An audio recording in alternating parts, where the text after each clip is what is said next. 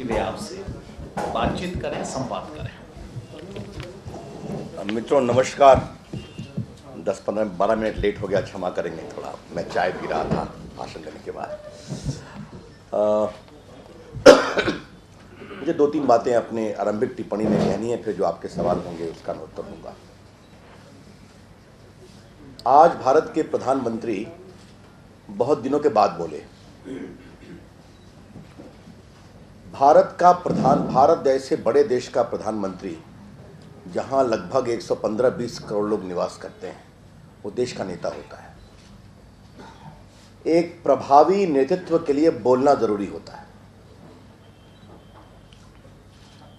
बोलने का मतलब यही नहीं कि वो प्रेस से बात करें, जनता के साथ संवाद होना चाहिए। वाजपेयी जी, अडवाणी जी तो बहुत प्रभावी नेता हैं। वाजपेयी जी तो देश के सर्वोच्च वक्ताओं में रहे प्रधानमंत्री के रूप में। तो जब भी वो घूमने जाया करते थे प्रदेशों में, तो एक आध पब्लिक रैली जरूर करते थे, जिसमें 1.5 लाख 2 लाख लोग आया करते थे। मैं मनमोहन सिंह को स्मरण दिलाना चाहूंगा कि इंदिरा गांधी भी जब जाया करती थी तो वो भी संवाद किया करती थी। देश के प्रधानमंत्री का जनता से संवाद बहुत जरूरी है। It is very important for the prime minister to communicate with the people of the country. ये बात आज मैं मनमोहन सिंह को इसलिए स्मरण करा रहा हूं कि लोकसभा का चुनाव हो या किसी प्रदेश के विधानसभा का चुनाव हो, बड़ी मुश्किल से उनकी एक आध 2 प्रायोजित सभाएं होती हैं।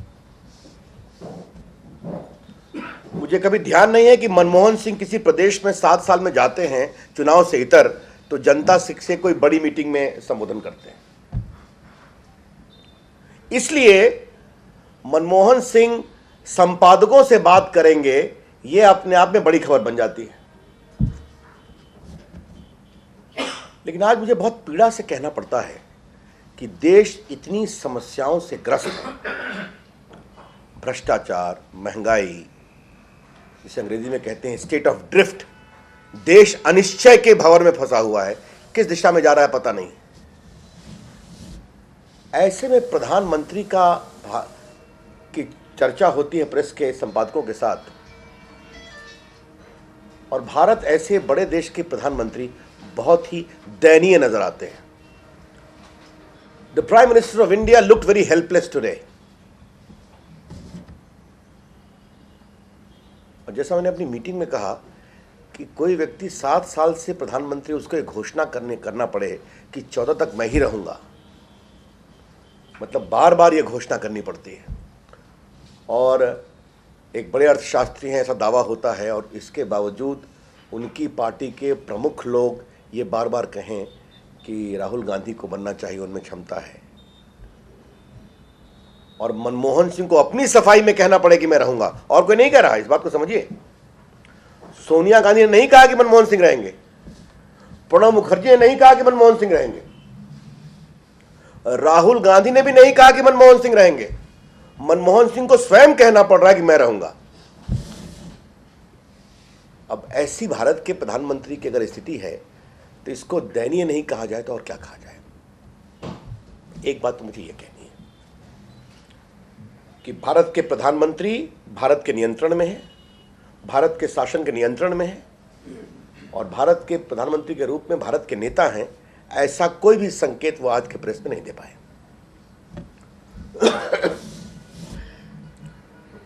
दूसरा विषय मुझे उठाना है कि 2G वगैरह तो सुप्रीम कोर्ट के निर्देश में कार्रवाई हो रही है।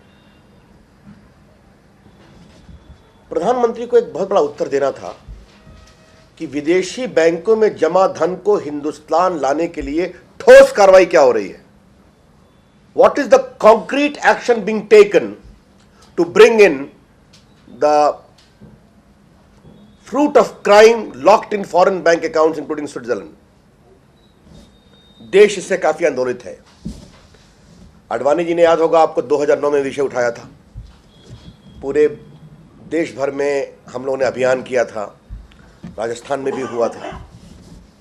आपको याद होगा कि मनमोहन सिंह और कांग्रेस के लोगों ने इसको नाटक कहा था, फिर कहा था 100 दिन में हम कार्रवाई करेंगे। सुप्रीम कोर्ट ने गंभीर टिप्पणी की है, इस पर आपको मालूम होगा। आज प्रधानमंत्री से एक ठोस समयबद्ध कार्यक्रम की अपेक्षा की घोषणा की, ऐसा उन्होंने कुछ नहीं किया। आपको मालूम है कि प्रणब बाबू ने पहले कहा है कि हम एक सब कमेटी बना रहे हैं, एक सुपर कमेटी बना रहे हैं। कमेटियां तो कई बन रही हैं, लेकिन ठोस कार्रवाई। आज मैं अजमेर के प्रेस के लोगों के सामने एक और सवाल उठाना चाहता हूं, जो हम पहले भी उठाते रहे और इसका उत्तर नहीं मिलता, इसलिए दोबारा दोहरा रहा हूं। जो मनी लॉन्ड्रिंग एक्ट है, इसमें 2005 में संशोधन हुआ है उसको कुछ सख्त किया गया। मैंने पहले उठाया था संसद में, आज दोबारा आज मैं उठा रहा हूं कि प्रधानमंत्री जी और वित्त मंत्री जी ये बताइए कि कितने भारतीयों के खिलाफ मनी लॉन्ड्रिंग एक्ट के अंतर्गत कार्रवाई की गई है और उसमें कितनों के विदेशी बैंक धारकों को सूचना दी गई है कि हमने ये इनके खिलाफ आपराधिक मुकदमा दर्ज किया है, अतः आप इनके फॉरेन बैंक के ट्रांजैक्शन को रोकिए। नाम ठीक है, नाम वो नहीं खोलना चाहते, हमने संख्या पूछी है कितनों के खिलाफ आपराधिक मुकदमे दर्ज किए गए हैं और कितनों के विदेशी बैंकों को सूचित किया गया है। यह सवाल इसलिए भी उठाना जरूरी है कि आपको मैं बताना चाहूंगा कि हसन अली का मामला आप लोग जानते हैं, सुप्रीम कोर्ट के दबाव में कार्रवाई हुई। $2 बिलियन उनके स्विस बैंकों से निकाल लिए गए थे। उनके ऊपर 76,000 करोड़ की देनदारी है इनकम टैक्स की, और अगर सुप्रीम कोर्ट सख्ती नहीं करता तो कोई कार्रवाई नहीं होती।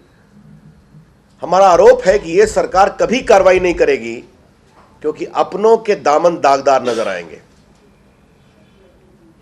और यह आरोप मैं पूरी जिम्मेवारी से लगा रहा हूं। आपने देखा होगा कि अभी जब हसन अली के सहयोगियों की पूछताछ चल रही है तो कई कांग्रेसियों के नाम भी आए हैं उसमें, अब वो कांग्रेसी डिनाई करते हैं। तो आज प्रधानमंत्री से यह उम्मीद थी कि भ्रष्टाचार के इस गंभीर मामले पर कुछ ठोस समयबद्ध कार्यक्रम की घोषणा करें। और तीसरी बात मुझे पूछनी है, डॉक्टर मनमोहन सिंह एक अर्थशास्त्री प्रधानमंत्री हैं। मुझे ये बात मैं पूरी जिम्मेवारी से कह रहा हूं, प्रधानमंत्री के पद की गरिमा का ध्यान रखते हुए, कि मनमोहन सिंह देश के किसी बड़े नेता के रूप में कभी नहीं जाने जाते थे, लेकिन ये अवश्य कहा गया था कि बहुत बड़े अर्थशास्त्री हैं। तो एक अर्थशास्त्री प्रधानमंत्री के प्रधानमंत्री काल में देश के अर्थ का अनर्थ क्यों हो रहा है, इसका उत्तर वो कब देंगे। देश में महंगाई कब कम होगी, अब उन्होंने बोलना भी बंद कर दिया। आज उन्होंने कहा है कि दुनिया भर में महंगाई है इसलिए यहां भी महंगाई है। गलत बोल रहे हैं प्रधानमंत्री। अमेरिका में, चाइना में, यूरोप में, इंग्लैंड में ऐसी महंगाई नहीं है। भारत में महंगाई 10% लगभग पहुंच गई है, और जो डीजल और किरासन और एलपीजी के दाम बढ़ाए गए हैं तो ट्रक के माल भाड़े में लगभग 8 से 9% वृद्धि होने की उम्मीद है, आशंका है, तो और दाम बढ़ेगा। आज हम उनको बताना, स्मरण दिलाना चाहेंगे कि उन्होंने 2009 में कहा था दोबारा जीतने के बाद कि 100 दिन में महंगाई कम होगी। फिर कहा था 2010 के मार्च तक कम हो जाएगी, फिर कहा था 2010 के जुलाई तक कम हो जाएगी, फिर कहा था 2010 के नवंबर तक तो निश्चित नीचे आ जाएगी। आज हम 2011 के जुलाई में प्रवेश करने जा रहे हैं, 3.5 साल हो गए। इसका कोई उत्तर भारत के प्रधानमंत्री नहीं दे रहे हैं। प्रधानमंत्री के नेतृत्व में कांग्रेस के अंदर ही अब अविश्वास का भाव पैदा हो रहा है, ये मुझे कहना है। एक अंतिम बात, there is a deep sense of doubt about the leadership ability of Dr. Manmohan Singh within Congress itself.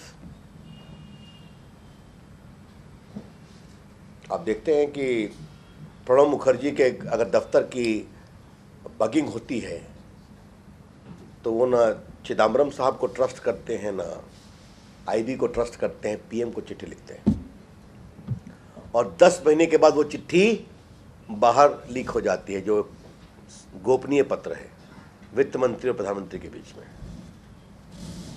ये अपने आप में संकेत है। मैंने राहुल गांधी की बात बताई कि उनको पीएम बनने का तो कुल मिला के ये प्रधानमंत्री कंट्रोल में नहीं है और सोनिया गांधी फिर खामोश है, चाहे महंगाई हो, चाहे विदेशी धन हो या काला धन हो। जब देश की ये स्थिति है तो जयपुर में जो कांग्रेस के दिग्गजों का जमावड़ा होता है जागरण क्या बोल रहे हैं, जन जागरण अभियान के नाम पर, तो ये राजस्थान की जनता के साथ एक क्रूर मजाक है। भाजपा के आरोपों का जवाब, भाजपा का आरोप छोड़ दे, महंगाई कम करके भी थोड़ा दिखाएं तो शायद जागरण की बात करें। It is a cruel joke on the people of Rajasthan. बस मित्रों, मुझे इतना ही कहना था। अब आपके जो सवाल है उसका मैं उत्तर दूंगा। कांग्रेस की जो आज रैली है जयपुर के अंदर, वो विपक्ष द्वारा जो उठाए गए मुद्दे हैं, भ्रष्टाचार हो चाहे दंगे, उसको लेकर आज रैली है, इस पे क्या कहना? देखिए, कांग्रेस के इस रैली की मजबूरी का जवाब देने के लिए हमारे प्रदेश के अध्यक्ष अरुण चतुर्वेदी काफ़ी हैं।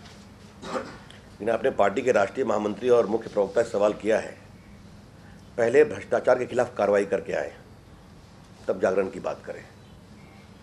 अगर विपक्ष संसद के अंदर दबाव नहीं देता